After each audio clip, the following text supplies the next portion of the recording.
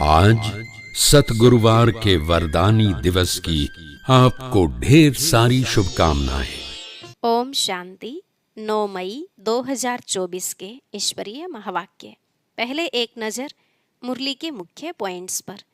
बाबा ने कहा, अंतर्मुखी होकर अपनी जांच करो, मैं कहाँ तक बाप को याद करता हूँ। कोई के नाम रूप में फंसा हुआ तो नहीं हूँ। अगर वृत्ति कहीं और जाती है तो बाप को सच बताना है। नहीं बताएंगे तो बीमारी वृद्धि को पाती रहेगी। बाप को बताने से हल्के हो जाएंगे। यहाँ तो दिल की सफाई बहुत अच्छी चाहिए, तभी उच्च पद पा सकते हैं। बाप का बने हो तो कोई भी बेकायदे चलन नहीं चलनी है। अगर कोई ऐसी आदत अंदर में है तो उसे फौरन छोड़ देना चाहिए। फिर बाबा ने कहा, सर्विस करते जरा भी देह अभिमान न हो। देह अभिमान में आने से ही भूलें होती हैं। इसलिए आत्म अभिमानी हो, सबको भाई भाई की दृष्टि से देखना है। अब तुम बच्चों को इतना पुरुषार्थ करना है जो अंत में एक की याद रहे और स्वदर्शन चक्र भी फिरता रहे, तब प्राण तन से निकले। ऐसी स्थिति वाले ही चक्रवर्ती राजा बनेंगे। यह कभी नहीं सोचना कि जब अंत समय आएगा तब पुरुषार्थ कर लेंगे। अगर अभी से ही अभ्यास नहीं होगा तो पिछाड़ी में वृत्ति कहीं और जा सकती है। लास्ट में बाबा ने कहा, जितना हो सके अपने को आत्मा समझ एक बाप को ही याद करो, बाकी सबको भूलते जाओ। इस पतित शरीर से तो बिल्कुल भी लव नहीं होना चाहिए। सच्चा प्यार एक से करो, बाकी सबसे नाम मात्र अनासक्त प्यार रखो। अब सुनते हैं महावाक्यों को विस्तार से। बाबा ने कहा, मीठे बच्चे, कड़े ते कड़ी बीमारी है किसी के नाम रूप में फंसना। अंतर्मुखी बन इस बीमारी की जांच करो और इससे मुक्त बनो। प्रश्न, नाम रूप की बीमारी को समाप्त करने की युक्ति क्या है? इससे नुकसान कौन कौन से होते हैं? उत्तर, नाम रूप की बीमारी को समाप्त करने के लिए एक बाप से सच्चा सच्चा लव रखो। याद के समय बुद्धि भटकती है, देहधारी में जाती है, तो बाप को सच सच सुनाओ। सच बताने से बाप क्षमा कर देंगे। सर्जन से बीमारी को छिपाओ नहीं, बाबा को सुनाने से खबरदार हो जाएंगे। बुद्धि किसी के नाम रूप में लटकी हुई है तो बाप से बुद्धि जुट नहीं सकती। वह सर्विस के बजाय डिससर्विस करते हैं, बाप की निंदा कराते हैं। ऐसे निंदक बहुत कड़ी सजा के भागी बनते हैं। ओम शांति। अभी बच्चे जानते हैं कि हरेक को वर्षा मिलना है बाप से। भाई को भाई से कभी वर्षा नहीं मिलता। और फिर भाई व बहन जो भी हैं, उनको हरेक की अवस्था का पता नहीं पड़ता है। सब समाचार बाप दादा के पास आते हैं। यह है प्रैक्टिकल में। हरेक को अपने को देखना है कि मैं कहाँ तक याद करता हूँ, कोई के नाम रूप में कहाँ तक फंसा हुआ हूँ। हमारे आत्मा की वृत्ति कहाँ कहाँ तक जाती है, आत्मा खुद जानती है। अपने को आत्मा समझना पड़े। हमारी वृत्ति एक शिव बाबा की तरफ जाती है या और कोई के नाम रूप तरफ जाती है। जितना हो सके अपने को आत्मा समझ एक बाप को याद करना है और सब भूलते जाना है। अपने दिल से पूछना है कि हमारी दिल सिवाय बाप के और कहाँ भटकती तो नहीं है। कहीं धंधे धोरी में या घर ग्रस्त में मित्र संबंधियों आदि तरफ बुद्धि जाती तो नहीं है। अंतर्मुखी होकर जांच करनी है। जब यहाँ आकर बैठते हो तो अपनी जांच करनी है। यहाँ कोई ना कोई सामने योग में बैठते हैं, वह भी शिव बाबा को ही याद करते होंगे। ऐसे नहीं अपने बच्चों को याद करते होंगे। याद तो शिव बाबा को ही करना है। यहाँ बैठे ही शिव बाबा की याद में हो। फिर चाहे कोई आंखें खोल कर बैठे हैं व आंखें बंद कर बैठे हैं, यह तो बुद्धि से समझ की बात है। अपने दिल से पूछना होता है, बाबा क्या समझाते हैं? हमको तो याद करना है एक को, यहाँ जो बैठने वाले हैं वह तो एक शिव बाबा की ही याद में होंगे, तुमको नहीं देखेंगे, क्योंकि उनको तो कोई की भी अवस्था का पता ही नहीं है। हर एक का समाचार बाप के पास आता है। वह जानते हैं कौन कौन बच्चे अच्छे हैं, जिनकी लाइन क्लियर है, उनका और कहाँ भी बुद्धि योग नहीं जाता है। ऐसे भी होते हैं, कोई का बुद्धि योग जाता है, फिर मुरली सुनने से चेंज भी होते रहते हैं, फील करते हैं कि यह तो हमारी भूल है, हमारी दृष्टिवृत्ति बरोबर रॉन्ग थी, अब उनको राइट करना है, रॉन्ग वृत्ति को छोड़ देना है। यह बाप समझाते हैं, भाई भाई को नहीं समझा सकते, बाप ही देखते हैं इनकी वृत्ति दृष्टि कैसी है। बाप को ही सब दिल का हाल सुनाते हैं, शिव बाबा को बताते हैं तो दादा समझ जाते हैं। हर एक के सुनाने से, देखने से भी समझते हैं। जब तक सुने नहीं तब तक उनको क्या पता कि यह क्या करते हैं। एक्टिविटी से, सर्विस से समझ जाते हैं कि इनको बहुत देह अभिमान है, इनको कम, इनकी एक्टिविटी ठीक नहीं है, कोई न कोई के नाम रूप में फंसा रहता है। बाबा पूछते हैं, कोई की तरफ बुद्धि जाती है? कोई साफ बतलाते हैं, कोई कोई फिर नाम रूप में फंसे हुए ऐसे हैं जो बताते ही नहीं हैं, अपना ही नुकसान करते हैं। बाप को बतलाने से उनकी क्षमा होती है और फिर आगे के लिए भी संभाल करते हैं। बहुत हैं जो अपनी वृत्ति सच नहीं बताते, लज्जा आती है। जैसे कोई उल्टा काम करते हैं तो सर्जन को बताते नहीं हैं, फिर छिपाने से बीमारी और ही वृद्धि को पाएगी। यहाँ भी ऐसे है, बाप को बताने से हल्के हो जाते हैं, नहीं तो वह अंदर में रहने से भारी रहेंगे। बाप को सुनाने से फिर दोबारा ऐसे नहीं करेंगे, आगे के लिए अपने पर खबरदार भी रहेंगे। बाकी बताएंगे नहीं तो वह वृद्धि को पाता रहेगा। बाप जानते हैं यह सर्विसेबल बहुत हैं, क्वालिफिकेशन कैसी रहती है, सर्विस में भी कैसे रहते हैं, कोई के साथ लटके तो नहीं हैं।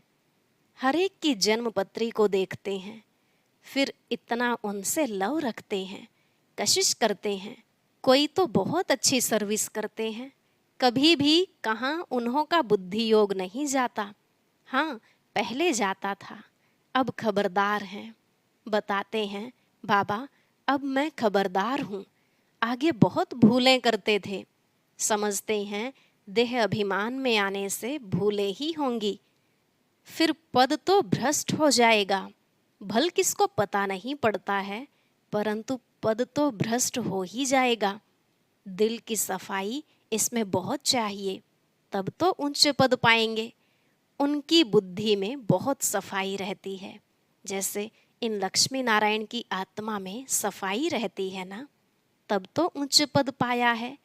कोई कोई के लिए समझा जाता है इनकी नाम रूप की तरफ वृत्ति है, देही अभिमानी होकर नहीं रहते हैं, इस कारण पद भी कम होता गया है।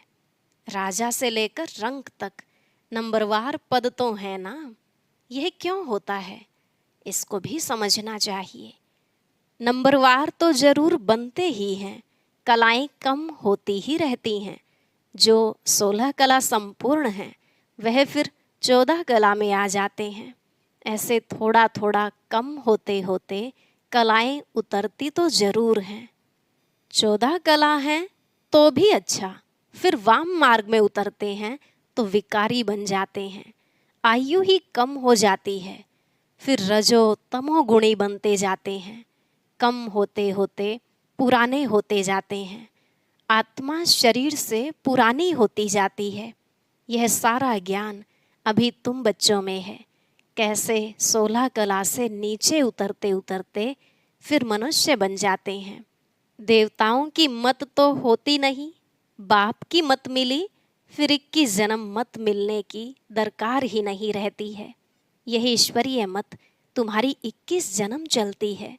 फिर जब रावण राज्य होता है तो तुमको मत मिलती है रावण की। दिखाते भी हैं देवताएं वाम मार्ग में जाते हैं, और धर्म वालों की ऐसी बात नहीं होती है। देवताएं जब वाम मार्ग में जाते हैं तब और धर्म वाले आते हैं।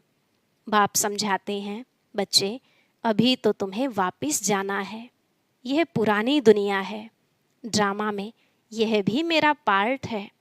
पुरानी दुनिया को नया बनाना, यह भी तुम समझते हो। दुनिया के मनुष्य तो कुछ नहीं जानते। तुम इतना समझाते हो, फिर भी कोई अच्छी रुचि दिखाते हैं, कोई तो फिर अपनी ही मत देते हैं। यह लक्ष्मी नारायण जब थे तो पवित्रता, सुख, शांति सब थी। पवित्रता की ही मुख्य बात है। मनुष्यों को यह पता नहीं है कि सतयुग में देवता पवित्र थे। वह तो समझते हैं देवताओं को भी बच्चे आदि हुए हैं, परंतु वहाँ योग बल से कैसे पैदाइश होती है यह किसको भी पता नहीं है। कहते हैं सारी आयु ही पवित्र रहेंगे तो फिर बच्चे आदि कैसे होंगे। उन्हों को समझाना है इस समय पवित्र होने से फिर हम 21 जन्म पवित्र रहते हैं। गोया श्रीमत पर हम वाइसलेस वर्ल्ड स्थापन कर रहे हैं। श्रीमत है ही बाप की। गायन भी है, मनुष्य से देवता किए करत न लागी वार। अभी सब मनुष्य हैं जो फिर देवता बनते हैं। अब श्रीमत पर हम डीटी गवर्नमेंट स्थापन कर रहे हैं। इसमें प्योरिटी तो बहुत मुख्य है। आत्मा को ही प्योर बनना है। आत्मा ही पत्थर बुद्धि बनी है। एकदम क्लियर कर बताओ। बाप ने ही सतयुगी डीटी गवर्नमेंट स्थापन की थी, जिसको पैराडाइज कहते हैं। मनुष्य को देवता बाप ने ही बनाया। मनुष्य थे पतित, उनको पतित से पावन कैसे बनाया। बच्चों को कहा मामेकम याद करो तो तुम पावन बन जाएंगे। यह बात तुम किसको भी सुनाएंगे तो अंदर में लगेगा। अब पतित से पावन कैसे बनेंगे? जरूर बाप को याद करना होगा और संग बुद्धि योग तोड़ एक संग जोड़ना है, तभी मनुष्य से देवता बन सकेंगे। ऐसे समझाना चाहिए। तुमने जो समझाया वह ड्रामा अनुसार बिल्कुल ठीक था। यह तो समझते हैं, फिर भी दिन प्रतिदिन पॉइंट्स मिलती रहती हैं समझाने लिए। मूल बात है ही कि हम पतित से पावन कैसे बने। बाप कहते हैं देह के सभी धर्म छोड़ मामेकम याद करो। इस पुरुषोत्तम संगम युग को भी तुम बच्चे ही जानते हो। हम अभी ब्राह्मण बने हैं, प्रजापिता ब्रह्मा की संतान। बाप हमको पढ़ाते हैं ब्राह्मण बनने बगैर हम देवता कैसे बनेंगे। यह ब्रह्मा भी पूरे 84 जन्म लेते हैं, फिर उनको ही पहला नंबर लेना पड़ता है। बाप आकर प्रवेश करते हैं तो मूल बात है ही एक, अपने को आत्मा समझ बाप को याद करो। देह अभिमान में आने से कहाँ न कहाँ लटके रहते हैं। देही अभिमानी तो सब बन न सके। अपनी पूरी जांच करो, हम कहाँ देह अभिमान में तो नहीं आते हैं। हमसे कोई विकर्म तो नहीं होता है, बेकायदे चलन तो नहीं होती है। बहुतों से होती है। वह अंत में बहुत सजा के भागी बनेंगे। भल अभी कर्मातीत अवस्था नहीं हुई है। कर्मातीत अवस्था वाले के सब दुख दूर हो जाते हैं, सजाओं से छूट जाते हैं। ख्याल किया जाता है नंबरवार राजाएं बनते हैं। जरूर किसका कम पुरुषार्थ रहता है जिस कारण से सजा खानी पड़ती है। आत्मा ही गर्भ जेल में सजा भोगती है। आत्मा जब गर्भ में है तो कहती है हमको बाहर निकालो। फिर हम पाप कर्म नहीं करेंगे। आत्मा ही सजा खाती है। आत्मा ही कर्म विकर्म करती है। यह शरीर कोई काम का नहीं है। तो मुख्य बात अपने को आत्मा समझना चाहिए। जो समझे बरोबर सब कुछ आत्मा करती है। अभी तुम सब आत्माओं को वापिस जाना है, तभी यह ज्ञान मिलता है। फिर कभी यह ज्ञान मिलेगा नहीं। आत्म अभिमानी सबको भाई भाई ही देखेंगे। शरीर की बात नहीं रहती है। सोल बन गए फिर शरीर में लगाव नहीं रहेगा। इसलिए बाप कहते हैं यह बहुत ऊंची स्टेज है। बहन भाई में लटक पड़ते हैं तो बहुत डिससर्विस करते हैं। आत्म अभिमानी भव, इसमें ही मेहनत है। पढ़ाई में भी सब्जेक्ट होती है, समझते हैं हम इसमें फेल हो जाएंगे। फेल होने के कारण फिर और सब्जेक्ट में भी ढीले हो पड़ते हैं। अभी तुम्हारी आत्मा बुद्धि योग बल से सोने का बर्तन होती जाती है। योग नहीं तो नॉलेज भी कम, वह ताकत नहीं रहती है। योग का जौहर नहीं, यह है ड्रामा की नोंद। बाबा समझाते हैं बच्चों को अपनी अवस्था कितनी बढ़ानी चाहिए। देखना है हम आत्मा सारे दिन में कोई भी बेकायदे काम तो नहीं करते हैं। कोई भी ऐसी आदत हो तो फौरन छोड़ देना चाहिए, परंतु माया फिर भी दूसरे तीसरे दिन भूल करा देती है। ऐसी सूक्ष्म बातें चलती रहती हैं। यह है सब गुप्त ज्ञान, मनुष्य क्या जाने। तुम बतलाते हो हम अपने ही खर्चे से अपने लिए सब कुछ करते हैं, दूसरों के खर्चे से कैसे बनाएंगे। इसलिए बाबा हमेशा कहते हैं मांगने से मरना भला। सहज मिले सो दूध बराबर, मांग लिया सो पानी। मांग कर कोई से लेते हो तो वह लाचारी काशी कलवट खाकर देते हैं तो वह पानी हो जाता है। खींच लिया वह रक्त बराबर। कई बहुत तंग करते हैं, कर्जा उठाते हैं तो वह रक्त समान हो जाता है। कर्जा लेने की कोई ऐसी दरकार नहीं है। दान देकर फिर वापस लिया, उस पर भी हरिश्चंद्र का मिसाल है। ऐसा भी मत करो, हिस्सा रख दो जो तुमको काम भी आए। बच्चों को पुरुषार्थ इतना करना है जो अंत में बाप की ही याद हो और स्वदर्शन चक्र भी याद हो। तब प्राण तन से निकले, तभी चक्रवर्ती राजा बन सकेंगे। ऐसे नहीं पिछाड़ी में याद कर सकेंगे, उस समय ऐसी अवस्था हो जाएगी। नहीं, अभी से पुरुषार्थ करते करते उस अवस्था को अंत तक ठीक बनाना है। ऐसा ना हो कि पिछाड़ी में वृत्ति कहाँ और तरफ चली जाए। याद करने से ही पाप कटते रहेंगे। तुम बच्चे जानते हो पवित्रता की बात में ही मेहनत है, पढ़ाई में इतनी मेहनत नहीं है। इस पर बच्चों का ध्यान अच्छा चाहिए। तब बाबा कहते हैं रोज अपने से पूछो हमने कोई बेकायदे काम तो नहीं किया, नाम रूप में तो नहीं फंसता हूँ, किसको देख लट्टू तो नहीं बनता हूँ, कर्मेंद्रियों से कोई बेकायदे काम तो नहीं करता हूँ, पुराने पतित शरीर से बिल्कुल लव नहीं होना चाहिए। वह भी देह अभिमान हो जाता है। अनासक्त हो रहना चाहिए। सच्चा प्यार एक से, बाकी सब से अनासक्त प्यार। भले बच्चे आदि हैं, परंतु कोई में भी आसक्ति ना हो।